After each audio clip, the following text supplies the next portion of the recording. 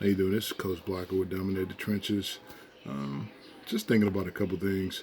I know you see the Miami Hurricanes hat, and eventually I'll be able to wear it again. Right now we're going through a sort of a metamorphosis of sorts, trying to figure out the right fit. To be honest with you, and it's going to take some time. I wasn't really ready to give up on Manny Diaz right away, but I think the writing's on the wall, man. And I understand, you know, how other people feel and why they feel that way. And yeah, it's pretty much time, for somebody to come in and change things around. I know it's a small chance they keep him, but even then, he's going to have to change a lot of different things. He's going to have to fix the offensive line, of which he's not been able to do since he's been there. The linebacker position is going to need some fixing, and just overall discipline of the team. I was reading an article about one of the things that Manny Diaz had issues fixing uh, while he's been in Miami, and you know you didn't want to think it was that way. You wanted to think he was a disciplinarian, but there's really nothing that told me that that was the case. So, in saying that, I'm looking forward to seeing, what changes. You know, to me, the team is not far off from a talent standpoint. There are some things that need to change, of course. There's some talent upgrades that need to happen. Um, but whatever coach does come in, whether it's I don't want to say any names, but I know people keep throwing out Lane Kiffin. Some people throw out Mario Cristobal. I probably prefer Mario Cristobal over Lane Kiffin, personally. And one of the reasons why I prefer him over Lane Kiffin is because I think he will provide some much needed discipline for the team. Some guys that were able to get away with certain things prior to him being there, I don't know if it will be that way. I anticipate quite a few kids transferring out as well.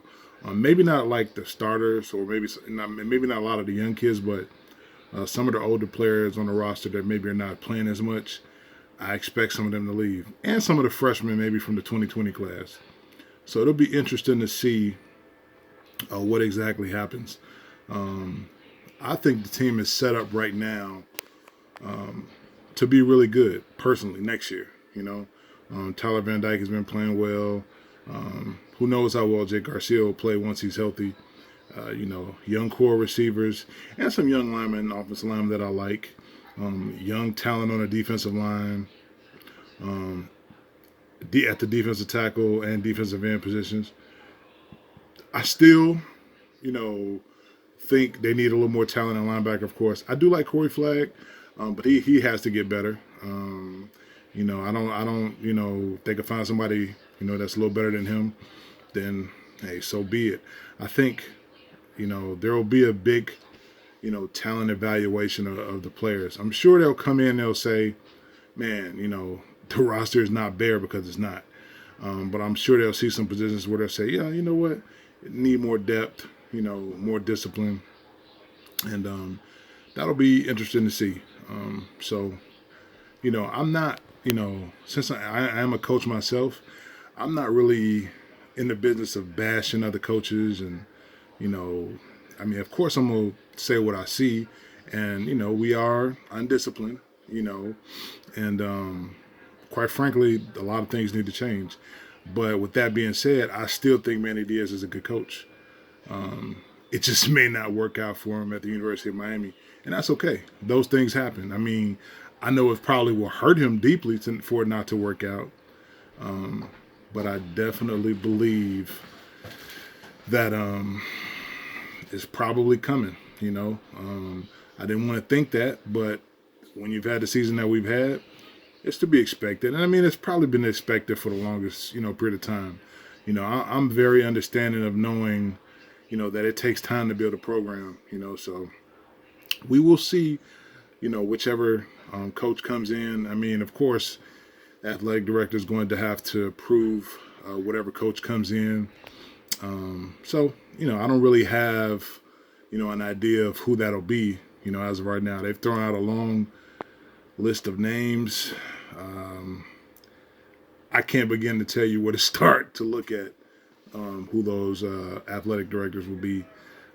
I'm interested in them making the right decision, getting the right coach in there, getting the right staff, and although I've wanted those guys to succeed, what you have to really do is take out the emotion in it. Of course, you want your team to win, but you take out the emotion of it, right? It's a business, okay? There's wins, there's losses. There's no moral victories in this, okay? There's wins and there's losses. If you do not win, point blank period, you got to go. And no matter how I feel about Manny Diaz, I think he's a great guy. I still think he's a good coach. Personally, I think he'll land on his feet somewhere. If he doesn't wind up staying at the University of Miami, I think he'll land on his feet somewhere. I think he'll do well. I could see him even going to Alabama, being an analyst or something like that. Who knows what will happen? I'm not ready to write him off like that. I just think, he had some things go against him, at the University of Miami. Part of it was him, and part of it was other things, So it will be interesting to see how that goes. I mean, there's a slew of teams. You still got LSU, USC, Virginia Tech. All of those programs, if they get the right guys in place, can be really good college football teams. Those are storied programs, right? So you don't want to just get anybody to come in to run those programs. And right now, even with the University of Miami, they need to bring in somebody that's seasoned, that knows what they're doing. No more up-and-coming guys. I used to think, I love up-and-coming coaches, but here, probably not a good idea. The fan base is brutal. I personally, as I said before, I'm a coach and a fan.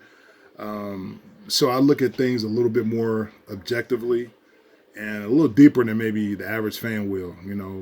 I understand, all the things that go into just in general, running,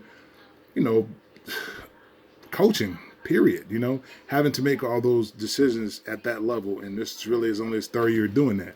So I say all that to say, whatever happens, if he stays, I'm going to support him. If he doesn't stay, regardless, I'm a University of Miami fan, period.